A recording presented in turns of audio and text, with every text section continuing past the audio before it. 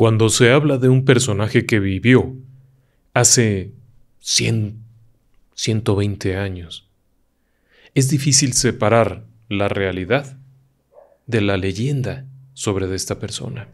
Sin embargo, en muchas ocasiones existen datos históricos que permiten saber acerca de la existencia, datos duros confirmables, y existe la tradición oral. Tampoco se puede desechar, tampoco se puede considerar como totalmente falsa. Vale la pena retomar ambas, y ese es el caso del que vamos a hablar hoy.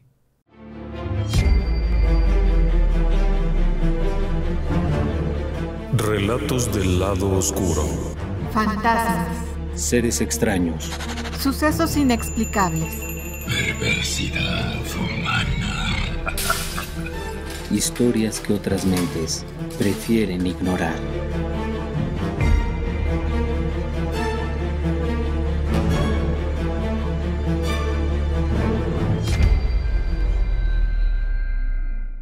Déjeme que lo lleve atrás en el tiempo. Estamos alrededor de 1860. Está por comenzar la guerra de secesión en los Estados Unidos. Soplan vientos muy raros por todas partes y Nueva Orleans es uno de esos lugares en los que hay una combinación de ideas tremenda. Nueva Orleans es la capital de Luisiana. Y en aquel entonces todavía estaba muy presente la influencia española porque fue parte de territorio español, pero después fue territorio francés y luego ya pertenece a los estados sureños de los Estados Unidos de Norteamérica. Así es que hay una combinación desde el lenguaje. No se habla exactamente inglés, pero tampoco se habla español ni francés. Se habla creole, que es una combinación muy rara de todo esto. Hay también una combinación de personajes muy extraños. Por una parte están los blancos de origen francés, personas que vienen con una ascendencia clara y directa o bien que son inmigrantes franceses. Pero también están muchísimos inmigrantes haitianos, personas de origen africano que fueron llevadas como esclavos a los territorios haitianos de Santo Domingo y que ahora, después de la guerra de Haití, han huido hacia Luisiana. Pero también hay muchísimas personas que fueron traídas de África a principios del siglo, finales del siglo anterior, como esclavos a las grandes plantaciones y que ahora, en este año de 1860, son descendientes de aquellos africanos que llegaron a territorio americano. Así es que hay una combinación enorme, pero además también se han mezclado. Así que, por ejemplo, usted puede ver en una calle a un matrimonio interracial, o por lo menos a una pareja interracial porque no era públicamente aceptado, pero también hay muchos criollos y muchos mulatos. También se pueden ver muchos afrodescendientes libres, personas que han obtenido su libertad o bien que son hijos de afrodescendientes libres. Así es que aquello es una combinación tremenda. Por ejemplo, la catedral es una catedral católica. Su sacerdote principal, Père Antoine, es un sacerdote de origen español, pero que habla francés y creole o criollo. Así es que todo esto es una combinación tremenda, pero en la calle de Sainte-Anne, hay una casa muy peculiar. Es el 1020. Es una pequeña casa en donde vive una mujer. Y en ese día de 1860 hay una querella contra ella. Es una mujer muy conocida y tiene un pleito casado con otra mujer muy conocida que vive a unas cuadras de ahí. El pleito es por algún asunto de rivalidad en negocios. El hecho es que la van a arrestar y para ello viene un solitario policía. El solitario policía llega a la puerta de la casa del 1020 de la calle Santa Ana, toca la puerta y espera. Pero al momento en el que hace esto nuevamente, golpear la puerta, la ventana lateral se abre, una mano de una mujer, finamente aderezada con varias pulseras, hace un giro con una señal extraña y el policía, cuando se da cuenta que hay una mano, gira, pero ya no deja de girar, sigue girando como si fuera una pirinola. Y va girando y girando y girando y girando y no puede detenerse. El tipo está totalmente convertido en una peonza giratoria que va dando vueltas por la calle mientras la gente sale a verlo. Aquello les provoca mucha gracia porque el tipo, que iba con todas las de arrestar a la habitante de esa casa por los pleitos que tenía, ha salido dando vueltas hasta que finalmente cae en alguna parte por allá. La mujer cierra la ventana y sigue con sus cosas. Un rato después, vienen ahora 2 policías. Si uno salió mal librado, mandan ahora 2. Cuando llegan, lo primero que hacen es tocar la puerta y rudamente ordenan que se les abra. Es la policía de Nueva Orleans. Cuando el sujeto va a golpear nuevamente, la ventanita de al lado se abre un poco. Vuelve a salir aquella mano de una mujer afrodescendiente, finamente aderezada, que hace una señal y después cierra la ventana. Y aquellos 2 oficiales, justo cuando van a golpear nuevamente la puerta, a punto de golpear la puerta, uno de ellos ladra. Sí, aunque usted no lo crea, se pone a ladrar. ¡Guau! ¡Guau, guau! Y el que está junto le responde. Obviamente algo está ocurriendo. El caso es que comienzan a ladrarse entre ellos, pero unos instantes después están tirados en el piso a 4 patas, gruñéndose y oliéndose el trasero como si fueran perros. Acto seguido, comienzan a huir porque aquella persona que vive en la casa del 1020 de la calle Santa Ana sale con una escoba y les da unos escobazos, a lo que ambos perros policías se retiran y van huyendo. Nuevamente los vecinos y la concurrencia, porque además las calles de Nueva Orleans, aún en 1860, eran increíblemente ruidosas y llenas de gente. Así es que aquellos 2 pobres perros policías huyen en dirección a su comandancia, totalmente descontrolados mientras la gente ríe y les arroja cosas. El jefe de la policía está tremendamente molesto, por lo que ahora ordena que vayan 4 policías. Esta vez van preparados. Llegan a la casa y desde un poquito antes, en plena calle, los 4 policías gritan: ¡Salga! ¡Ahora! ¡Está detenida! ¡Somos la policía!, sin tocar la puerta. Acto seguido, aquella misma elegante mano, que se antoja una mano muy bonita, vuelve a salir por la ventanita y hace un gentil movimiento para después regresar y cerrar la ventanita. Aquel jefe que va acompañando a los 4 elementos vuelve a gritar: ¡Salga ahora! ¡Ay! Antes de que pueda seguir con el discurso aquel, uno de sus agentes le acaba de pegar con el garrote que lleva. Cuando se da la vuelta, otro de los agentes acaba de golpear al primer golpeador. El jefe toma su propio garrote con el que golpea a otro de los agentes y así mutuamente comienzan a golpearse al tiempo que van gritándose cosas, gruñéndose, ladrándose y girando como si fueran pirinolas que van golpeándose mientras dan vueltas mientras regresan a la estación de policía. En medio de todo el barullo de aquel montón de habitantes de Nueva Orleans que han estado atentos porque se ha corrido la voz de que la dueña de la casa del 1020 de la calle Santa Ana está haciéndole maldades a los policías y obviamente aquello es una fiesta, pero no termina ahí. Un rato después, el jefe de la policía ordena que todo el cuartel de policía, es decir, todos los agentes, vayan allá y traigan a aquella mujer. Así es que llegan una 30 de policías, todos muy serios, preparados para lo que pueda ocurrir, y comienzan a rodear la casa, pero por el frente, y conforme se van acercando, cada uno de ellos lleva en la mano un garrote, lleva también una pistola, están prevenidos, todo está listo, cuando de pronto aquella hermosa mano, ricamente aderezada, abre la ventana y hace un gentil ademán para después cerrar. Y entonces cada uno de aquellos agentes va acercándose a la casa, sentándose en la banqueta, sentándose en una piedra, sentándose en las escaleras, al tiempo que se acurrucan y caen dormidos. Todos los policías quedaron dormidos.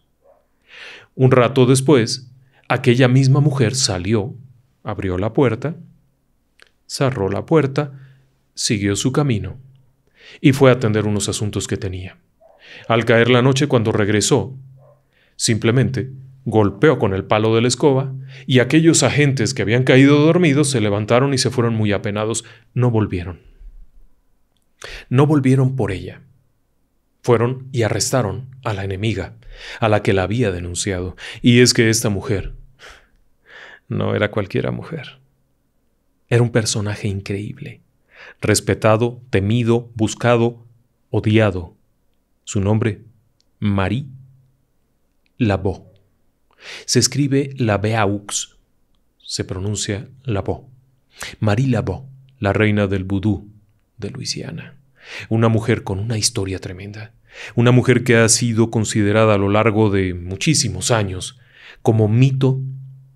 Para algunos investigadores, un simple mito, algo que nunca existió. Para otros, un tema bastante real. Para otros más, un asunto misterioso que más vale no tratar. Sin embargo, las historias que se cuentan de ella y que se han repetido a lo largo de muchos años van siendo muy variadas. Algunas de ellas deliberadamente son mitos. ¿O no?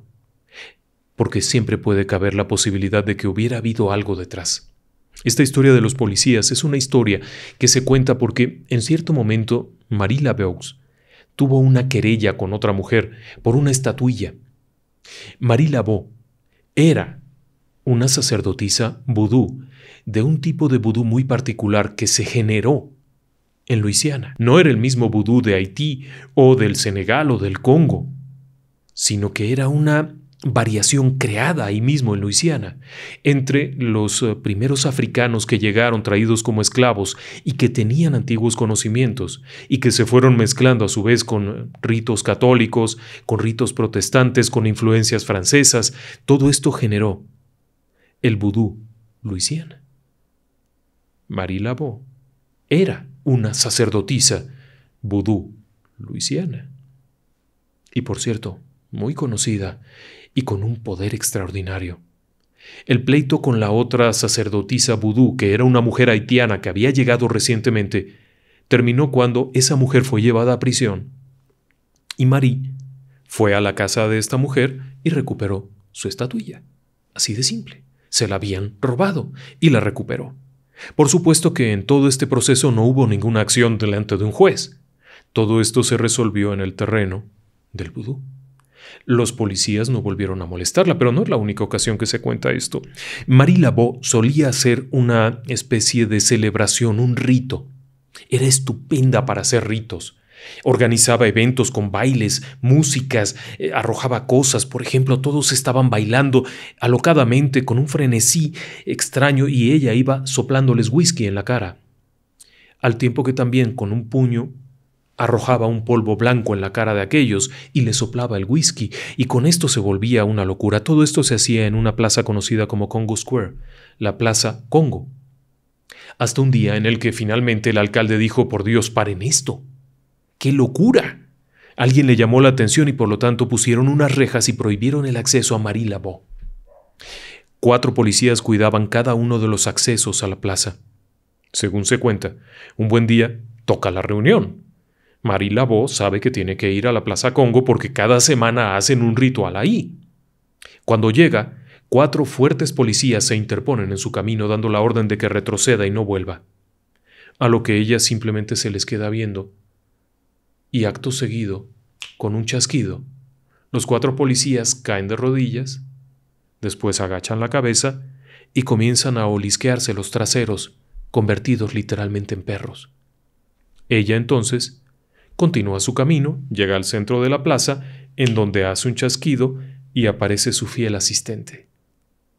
Una serpiente de 6 metros conocida como zombie, que comienza a treparle y se coloca en la parte de atrás de sus hombros.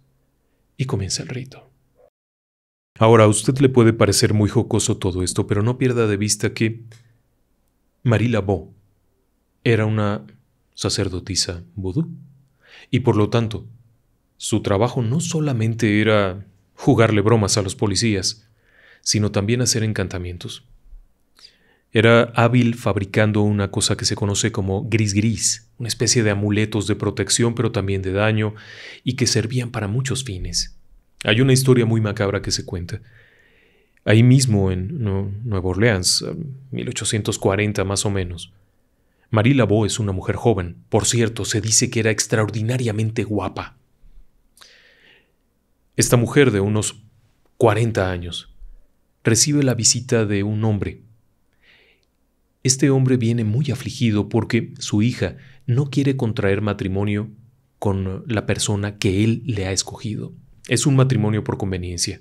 La chica es una chica de unos 16 años, bellísima. Es una criolla, es una chica nacida de un sujeto criollo o mulato con una mujer africana. Es una combinación rara, pero se dice que era una chica bellísima. El problema es que el novio que le han propuesto es un hombre 40 y tantos años mayor que ella, desagradable, feo, de olor poco afortunado, pero con una enorme fortuna. Es un matrimonio de esos feos. La chica además está enamorada de un soldado aventurero que se fue a la campaña de las Indias y por lo tanto cuando el padre ha venido a decirle te tienes que casar con él, ella le responde primero muerta. Y sabe que esta chica es de armas tomar, así es que no quiere obligarla, tiene miedo porque si esta chica se desespera es capaz o bien de matar al prospecto o de matarse ella. Es una desesperación total. Marie Laveau hace venir también al supuesto novio, al galán, y es un hombre muy mayor para la época, es un anciano. Debe de tener 50 y tantos años, nunca se ha casado, está un poco enfermo, es enjuto, de pocas carnes, tiene plantaciones, tiene una vivienda gigantesca, un palacete, dinero. Así es que acuerdan un precio. Pero lo único a lo que se compromete Marie Laveau es que la niña va a casarse. Nada más. Es lo único que ofrece. Por supuesto es lo que ellos quieren. Se hacen los arreglos y ella entrega primero un pequeño gris, un saquito con gris al viejo para que lo lleve consigo. Pero además le entrega una poción preparada con testículos de gato sacrificado y preparado a la usanza vudú que deberá utilizar en la bolsa delantera del pantalón para que cuando contraiga matrimonio pueda cumplirle a la novia. Aparte de esto, prepara unos polvos que deberán de colocarse en la comida de la chica todos los días, en las 3 comidas que haga. Acto seguido, aquellos 2 hombres se van. Aproximadamente un mes después, la chica temblorosa, rara, nerviosa, se acerca a su padre para decirle que acepta el matrimonio. El matrimonio se realizó en la catedral, con bombo y platillo, con todos los invitados que usted se imagine. Hubo comidas espectaculares, la celebración fue gigantesca en la casa donde se celebró. Bueno, no paraban de entrar invitados. Unos días después, sin embargo, la vida de este hombre se torna insoportable. Insoportable, la jovencita lo araña, le grita, lo ataca, no acepta por supuesto compartir el lecho nupcial de ninguna manera, es una pesadilla todo esto. Cuando vienen a reclamarle a Marie Laveau, ella voltea, se le queda viendo y le dice ¿por qué me reclamas? Yo cumplí. Yo te advertí, haré que se case y punto. Lo demás, yo no lo voy a hacer. Le pidieron que lo hiciera, que ayudara, ella no aceptó. Por supuesto aquello terminó muy mal. Usted puede pensar, qué bien, qué bueno que no lo hizo. No, por supuesto que no. Vulneró la voluntad. No pierda de vista eso. Es una sacerdotisa vudú. No es un alma caritativa. No es una mujer buena. No es una niña buena. No es una persona encantadora. Es una mujer que tiene un extraordinario poder para controlar la voluntad de las personas, para dominar a las personas y para hacer lo que se le pegue la gana sin que nadie le diga nada. Prueba de ello es el caso de la familia Ferguson. Cuando la señora Laveau se cambia a la casa de la avenida Santa Clara, ella vivía en otro lugar conocido como Love Street. Cuando se cambia a la casa Santa Clara, sus vecinos son una familia de personas blancas, los Ferguson. Es una familia que tiene algunos negocios por ahí, comercios y todo ello. A ella no le agrada que sus vecinos sean blancos. Así de fácil, no le agrada. Y apenas mudarse a la casa de Santa Clara, el señor Ferguson, su vecino, comienza a notar ciertas cosas. Primero, le escandaliza ver los rituales que se celebran en la parte de atrás de la casa, los sacrificios, cómo matan animales, cómo le cortan el cuello a algunos animales de formas muy crueles. Todas estas personas bailando, le da mucho miedo, él tiene miedo, pero además Ferguson es un hombre de negocios que conoce a muchas personas de Nueva Orleans y se da cuenta que muchas de estas personas que conoce, empresarios, funcionarios públicos, jueces, vienen a pedirle favores a Marie Laveau. Así es que Marie Laveau no lo quiere ahí y comienza a dejarle pequeños muñequitos en la puerta de su casa. Cuando él vuelve por la tarde o cuando sale muy temprano para ir a los negocios, hay un muñequito. Después otro día regresa y hay un objeto raro, una bolsita con algo. Después regresa y encuentra un montón de una cosa que pareciera ser excremento y cosas así, al punto en el que toda la familia Ferguson comienza a enfermarse de diferentes cosas, cada uno de diferentes cosas. Está bien que es un momento crítico, que son años en los que había muchas enfermedades, lo que usted quiera y mande. El hecho es que una familia que hasta ese momento era sana, próspera, comienza a enfermarse todos los días de cosas diferentes, los negocios comienzan a ir muy mal, comienzan a morirse los animales. Esta familia además tenía en la parte de atrás un pequeño corral donde tenían gallinas, donde tenían una vaca lechera, y los animales comienzan a morirse y a pasarles cosas horribles. De pronto una vaca que estaba dando leche perfectamente empieza a gusanarse de las ubres, hasta el punto en el que Ferguson un buen día dice: se acabó. Agarra sus maletas y se van. Según contaba Annie Ferguson en los años 30, siendo ya una mujer muy mayor del siglo XX, cuando se fueron de ahí, se mudaron a vivir a otra región de Luisiana, en donde rápidamente volvieron a ser prósperos y saludables. Así que no se deje engañar. Puede ser jocoso ver a los policías olisqueándose el trasero como perritos, pero no lo hacían por gusto, sino porque alguien, utilizando algún tipo de suerte extraña, los obligaba a ello. Ahora, ¿quién era esta mujer? Bueno, hay dudas exactamente acerca del nacimiento porque hay muchas versiones, pero la versión oficial, el único documento que puede acreditar el nacimiento de Marie Laveau, está registrado el 10 de septiembre de 1801. Hace ya más de 120 años. El hecho es que Marie Laveau era hija de una pareja de criollos y el hombre era un hombre acaudalado, era un mestizo, una persona, hijo de una mujer africana y de un francés, una combinación local. Tenía dinero, era un hombre educado, era un hombre que además uno de sus parientes llegaría a ser juez de la Suprema Corte a principios del siglo XX. Todo esto le da pauta a que nazca en medio de una familia acomodada. Su madre también era una mujer descendiente de una combinación de africana y blanco, por lo que Marie Laveau no era exactamente una persona de rasgos africanos, sino que tenía una combinación de ambos que muy pronto se hace notar, porque desde niña era extraordinariamente bonita, una niña muy bonita. Hay otro detalle curioso de ella. Desde que nace es muy cercana a la iglesia.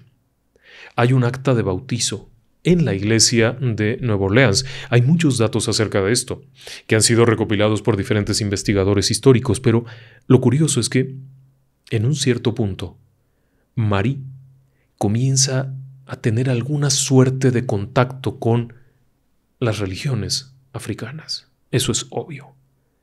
Y es obvio porque para cuando tiene 16 años, ella ya sabe de esto. Con 16 años ya conoce de estos temas. Hay quienes aseguran que es por la abuela, hay quienes aseguran que es por la madre. Tenga en cuenta que en el vudú la tradición marca que se hereda el don. No es algo que se aprenda ni que yo quiero ser brujo vudú, no se confunda. Esto es algo que se hereda, es algo que se trae, es algo que se tiene y ella lo tiene. Si fue la abuela, si fue la madre o si fue una sirvienta africana que tenían, el hecho es que Marie desde muy pronto está relacionada con esto, pero también está relacionada con la Iglesia Católica.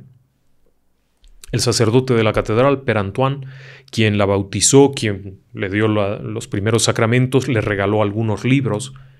La Biblia, por ejemplo, era una Biblia muy querida para Marie Laveau, que le acompañó hasta el último día de su vida, que se le había regalado Père Antoine, el sacerdote de la catedral, que era su amigo, su confesor, su gran compañero en ese tipo de cosas religiosas.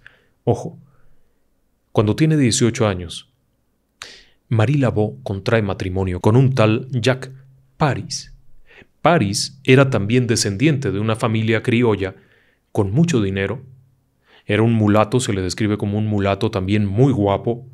Era una persona que había emigrado aparentemente de Haití en tiempos recientes, pero con mucho dinero. El hecho es que era un sujeto muy codiciado por las damas. Y el matrimonio es un infierno. Un infierno. Muy pronto se hace notar que aquella pareja no va ni viene.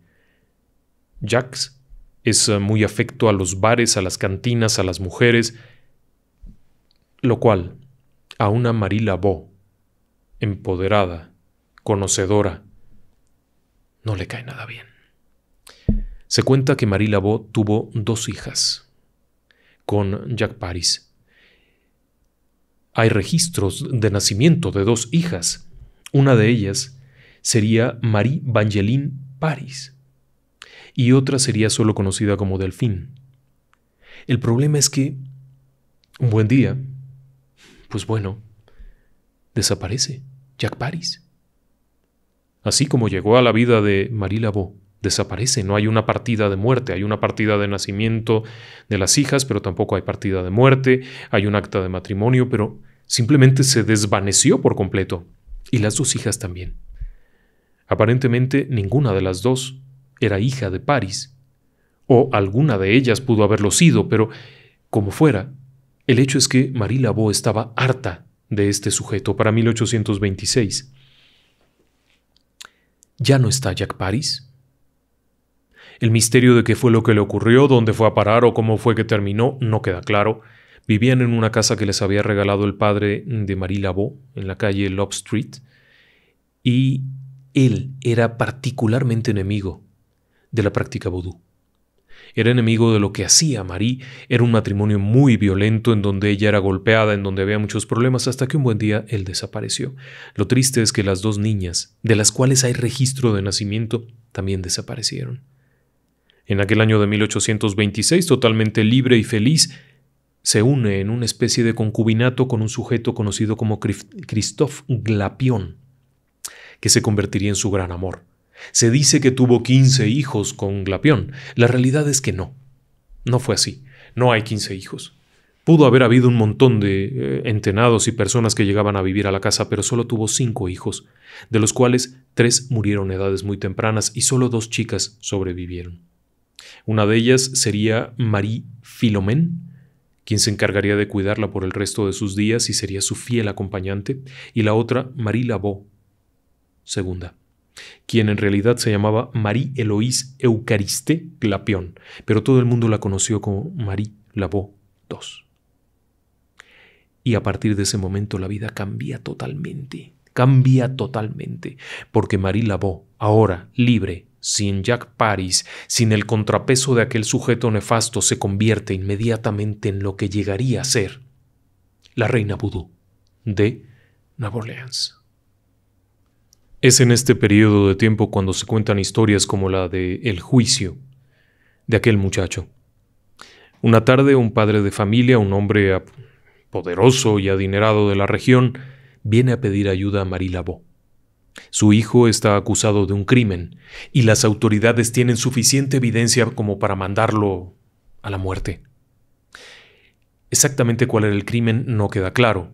Lo que sí queda claro es que este hombre pagará lo que sea a cambio de salvar la vida de su hijo.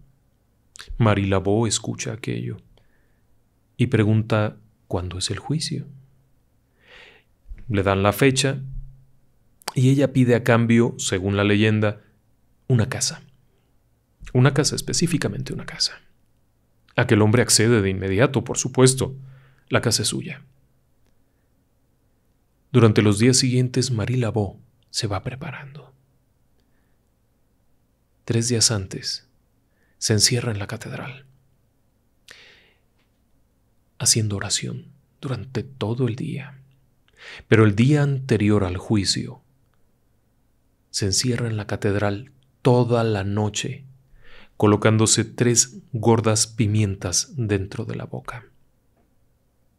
A la mañana siguiente y antes de que comience el juicio, va al juzgado, se saca de la boca aquellas 3 pimientas que coloca en el asiento del juez, al tiempo que hace una serie de ritos y oraciones.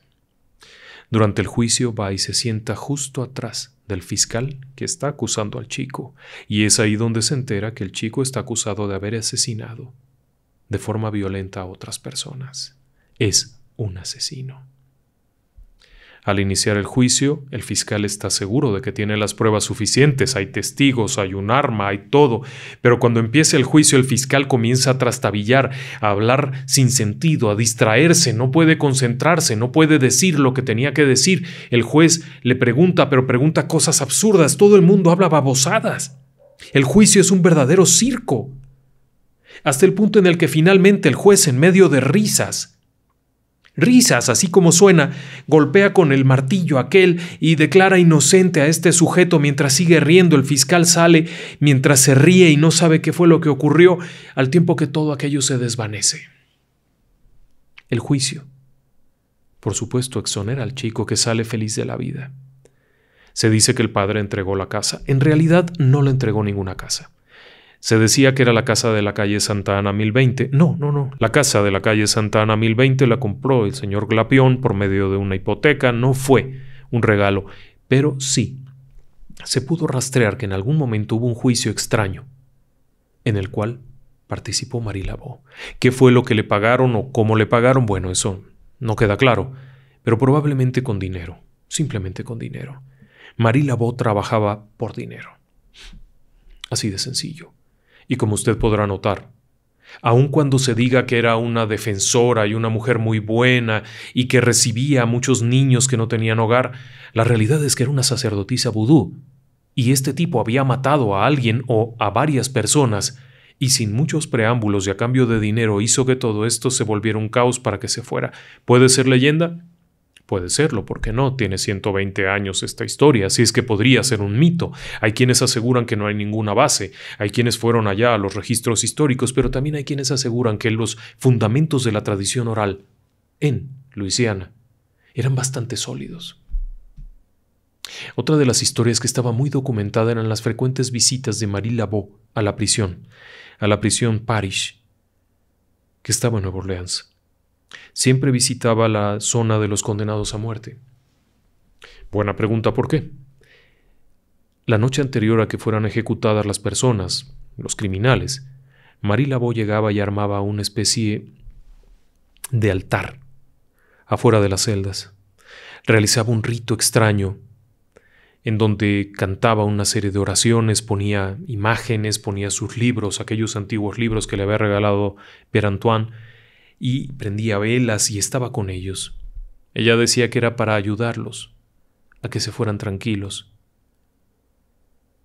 Hay otros que consideran que era para tenerlos al momento de la muerte como suyos. Así es que era un ritual muy extraño, pero también ese ritual tenía un toque especial. No pierda de vista esto.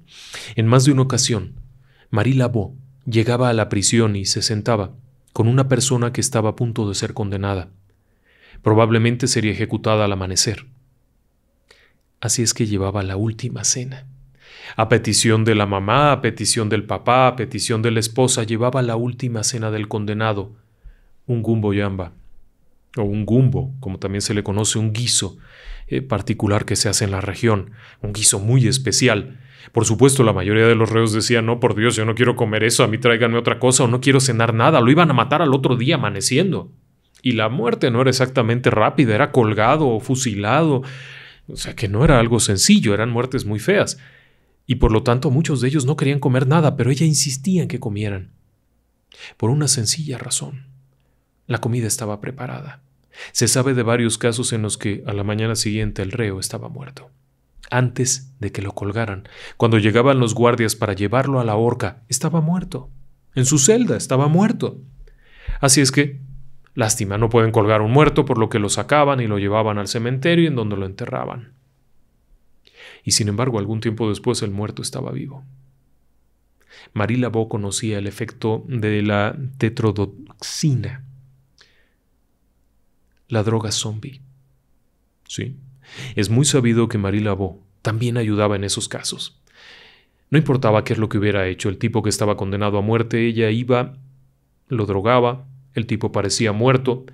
Los encargados de la prisión simplemente decían ya murió, murió del susto, murió de los nervios, se atragantó, se suicidó, lo que fuera. Lo sepultaban y al caer la tarde, los asistentes de Marie Laveau iban por él, lo sacaban de la tumba y se lo llevaban. La tetrodotoxina produce un estado catatónico, un estado similar a la muerte, bajos niveles de respiración, pulso casi ausente, presión arterial bajísima, pupilas totalmente dilatadas,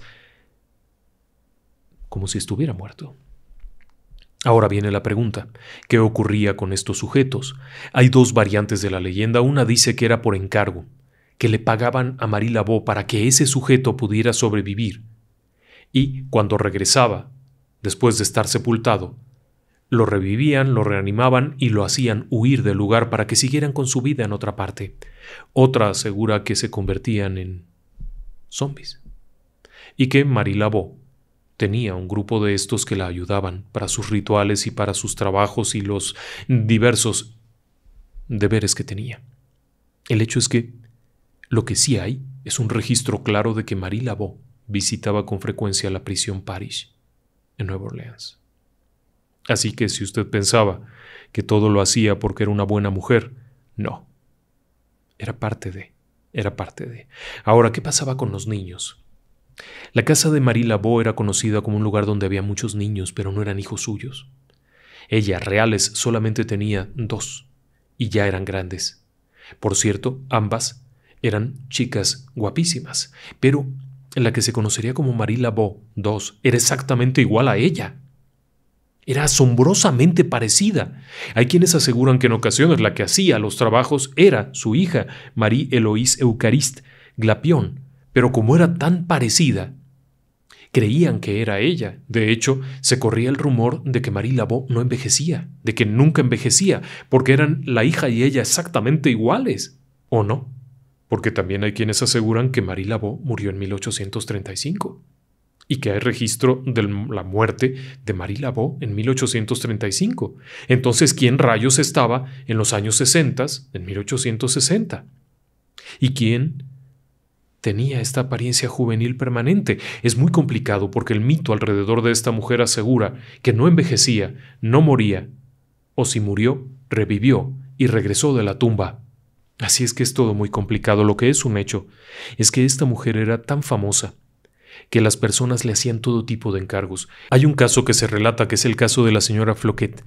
La señora Floquet era una mujer blanca, adinerada, casada con un hombre muy rico, un sujeto que tenía plantaciones y demás, pero que era un déspota insoportable que la golpeaba, que con frecuencia llegaba acompañado de prostitutas a la casa, entraba con ellas, hacía verdaderas fiestas ahí dentro mientras la mujer no podía opinar porque la golpeaba, se cansó de ella y por lo tanto no podía dormir en la cama, sino que la ponía en el piso a dormir ahí en el suelo, hasta que un día la señora Floquet decidió ir a ver a Marie Laveau.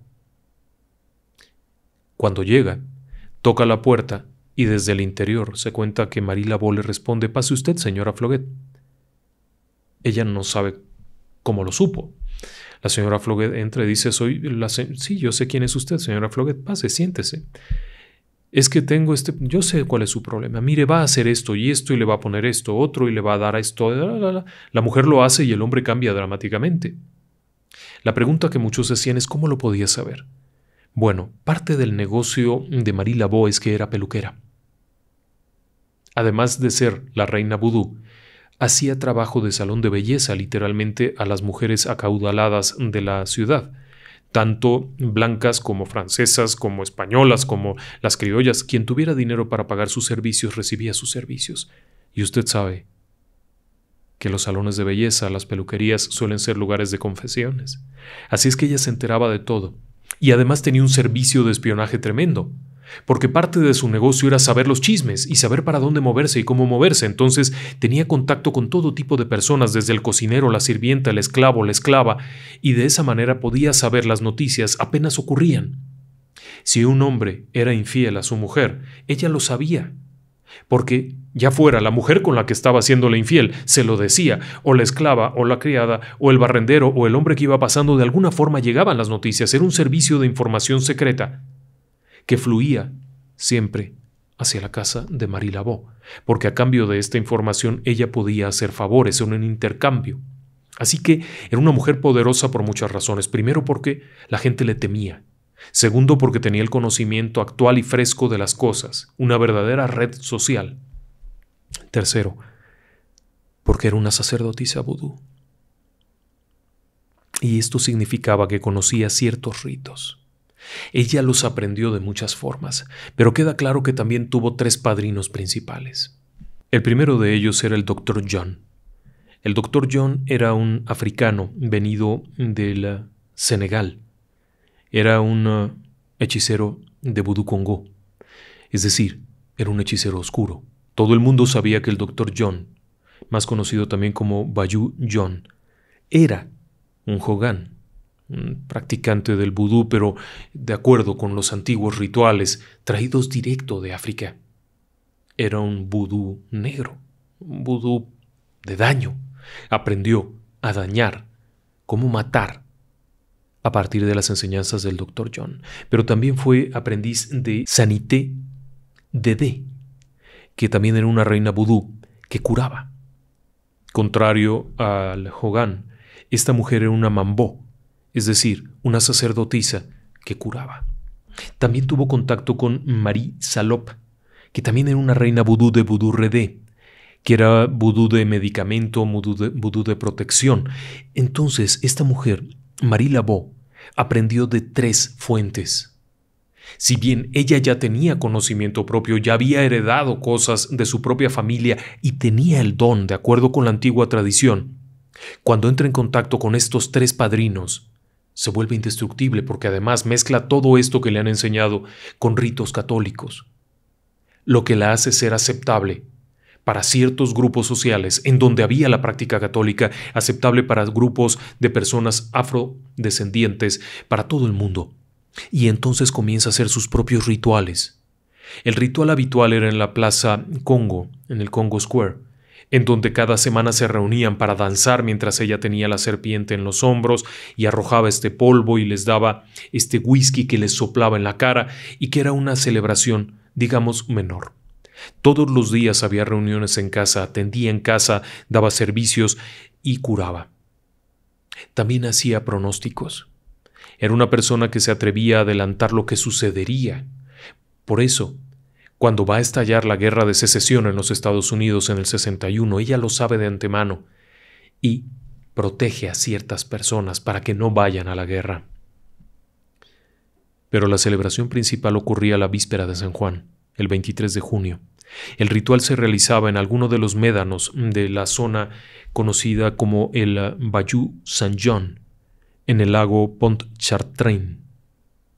En este sitio, de forma discreta, no secreta, simplemente discreta, porque no era para que todo el mundo fuera, sino ciertas personas, comenzaban a llegar en algún momento de la noche. El ritual iniciaba con la recopilación de leña. Todo el mundo traía trozos de leña, maderos, etc., y los iba colocando en una enorme fogata que se formaba lo más cerca posible del agua. Cuando alguien arrojaba un leño, tenía que pedir un deseo. Cuando aquello estaba ya en pleno, llegaba el caldero. Se colocaba un enorme caldero, y de un pequeño barril de madera se vertía un líquido dentro. Después, comenzaban las danzas, los cantos, una serie de ritos con un tambor, mientras la gente bailaba en un extraño frenesí. Todo esto ocurría alrededor del caldero. Luego venía el ritual. El ritual consistía en retirarse la ropa, quitarse completamente la ropa. Los asistentes, salvo la propia Marie Laveau y su ayudante, un sacerdote vudú que siempre estaba con ella, un hombre ya mayor, siempre estaban ellos vestidos, los demás estaban sin ropa, danzando, moviéndose en una especie de extraño frenesí mientras les arrojaban este polvo blanco en el rostro y les soplaban whisky. En un cierto momento comenzaban los sacrificios. Lo primero que se hacía era traer una serpiente negra que se cortaba, estaba viva, la sacrificaban cortándola en 3 trozos. Cada uno de los 3 oficiantes arrojaba un trozo de la serpiente dentro del caldero. Era la Trinidad, como le llamaba ella. Después se sacrificaba un gato. Un gato que era llevado justo sobre el caldero, se le cortaba el cuello, se dejaba que muriera y se arrojaba al interior. Después se sacrificaba un gallo. Se colocaban una serie de especias, polvos mágicos, todo esto mientras se hacía un elaborado canto y aquello se volvía una locura mientras el tambor sonaba frenéticamente a la luz de aquella enorme hoguera que, acto seguido, se le arrojaban una serie de sustancias que la hacían crecer en colores y fuerza. Llegaba un momento en el que se ordenaba al agua y todos tenían que entrar al lago, en donde permanecerían una media hora. Después de eso, salían y tenían que esperar otro rato. Comenzaba entonces a repartirse la pócima. Cada quien bebía en un tazón una cierta cantidad que se le colocaba. El resto, lo que quedaba en el caldero, era vaciado en aquel pequeño bote de madera, en ese tambo de madera y tapado, al tiempo que ella decía, para el año entrante. Después de esto seguían los ritos, los cánticos, las danzas, hasta bien entrado el amanecer, cuando cada quien tomaba un poco de agua, con lo que mojaban la hoguera hasta apagarla, y se retiraban, cada quien a su casa al amanecer del día de San Juan. El ritual era macabro, atemorizante. Quienes pudieron verlo y narraron sus experiencias aseguran que durante el rito se podía ver literalmente transfigurarse el rostro de Marie Laveau, convirtiéndose por un momento en una cosa, por un momento en otra. Había quienes aseguraban que se convertía en el demonio, había quienes aseguraban que se convertía en serpiente, había quienes aseguraban que la serpiente estaba con ella todo el tiempo. Bueno, un ritual tremendo. Ese era el ritual de la víspera de San Juan. Ahora bien, como usted habrá notado, las historias acerca de ella podrían parecer, en algún caso hasta incluso jocosas, los policías mordiéndose, ayudando a la mujer que era golpeada y despreciada por el marido. Y sin embargo, detrás de esto había también estos escenarios en los cuales una persona culpable de un crimen era absuelta porque ella lo hizo así, o aquella jovencita hermosa que tuvo que contraer matrimonio con un hombre decrépito, decadente, en contra de su voluntad, por artes mágicas, y por supuesto, los muertos. Marie Laveau era conocida porque también podía matar. Esa era la gran diferencia con otras sacerdotisas vudú. Marie Laveau podía matar. Tenía cómo matar. Lo hacía. No se sabe exactamente cómo, pero lo hacía. Se sabe al menos de 2 casos. El primero fue su propio esposo, Jacques Paris, y después de eso, el señor Glapion, quien también murió en condiciones muy extrañas, pero además de eso hay muchos otros relatos acerca de hombres y mujeres que se enemistaron con ella, que intentaron dañarla de alguna manera y terminaron muertos, sin que siquiera los tocara, sin acercarse siquiera. Así que era una persona muy temida, no solamente respetada, no era querida. Una cosa es ser querido como podría ser querido la Madre Teresa, y otra cosa es el miedo. Marie Laveau caminaba por las calles de Nueva Orleans y la gente se quitaba. Respetuosamente se hacía a un lado, los hombres se quitaban el sombrero, como si fuera una reina. En realidad era la peluquera, pero era la reina vudú. Así es que todos le tuvieron mucho temor. Se sabe que murió en 1881. La versión oficial, la tumba y los documentos acreditan que murió en 1881. El 15 de junio de 1881. Hay una tumba, bueno, de hecho hay 2, hay una en la que se habla de Marie Laveau y otra en la que se habla de la viuda de Paris, una cripta en el cementerio de Nueva Orleans, en la primera sección, que está ahí todavía hoy en día y que es visitada por todo tipo de personas que hacen señales, pintan cosas, dañan la tumba. Aquello es un desastre. Su hija le sobreviviría, Marie Laveau II, y seguiría siendo hechicera. Se sabe que los hechizos de Marie Laveau podían ser tan fuertes, tan dañinos, tan persistentes que podían afectar hasta una 4ª generación. Personas que fueron dañadas por Marie Laveau en su periodo de vida siguieron dañadas en su familia hasta los tataranietos, la 4ª generación. Tan temible era esta mujer, la reina del vudú. Por supuesto que puede haber muchos mitos. Lo que hay de hecho, como historia verídica y confiable, es que sí vivió, sí existió, sí fue una mujer muy temida. Los periódicos de la época al momento de su muerte publicaron toda suerte de sequias, toda suerte de notas, algunas de ellas realmente melancólicas, casi escurriendo miel, pero no era por una simple razón humanitaria ni afectuosa, sino por el miedo. Porque Marie Laveau, según algunos, no moría. Simplemente cambiaba de cuerpo. ¿Sí? Se cree que Marie Laveau conocía el antiguo ritual vudú del cambio de cuerpo, y por ello tenía niños. Los niños son utilizados como el generador, el que carga al muñeco, al que lo produce, el que puede dar un nuevo cuerpo. Pero eso es otra historia. Y bueno, ahora, si usted me lo permite, tenemos muchísimos saludos que hemos tenido por aquí. Afortunadamente a las personas les gusta mucho esto y a nosotros nos encanta poderles saludar, poder tener esta cercanía. Por ello vamos a mandar un fuerte saludo. Patti Álvarez. Patti Álvarez felicita a su hija Fátima. Fátima es una chiquilla de 17 años a la que le da miedo cada vez que yo digo que descansen en paz. Tranquila, no pasa nada. Descansa en paz, simplemente disfrútalo. Para Ricardo Pros, que cumple años el 19. Para Laura Alegría Vargas, ella felicita a Flaco, a su hijo, a su chico, que viven en Veracruz. Me da gusto eso. Xochitl Díaz, ella cumple años recientemente, le mandamos un abrazo. Ofelia Martínez felicita a Jorge, que también cumplió años, le mandamos un abrazo a ambos. Y bueno, por aquí tenemos a Renato Salgado, de parte de su esposa Alejandra y su hija Renata, que cumplió años, le mandamos un fuerte abrazo. Gracias por acompañarnos en familia. Para Katia Arias y su esposo, que ambos cumplen en octubre, viven en Lexington, en Carolina del Sur, lugares muy bonitos. Para Mónica Taz, que felicita a su mamá, que está por cumplir años. Queremos felicitar a Romer Isaac. Lo felicita Christopher Anakin. El cumpleaños el 18 de octubre. Christopher es hijo de Romer y le manda una gran felicitación y un fuerte abrazo. Queremos también felicitar a Elvira. Ella cumple el 18 de octubre y le mandamos un fuerte abrazo. Edgar Lozano felicita a su hija Mariana. Claudia Aguirre felicita a su hija Danica, de 17 años, y nos dice que la quiere mucho.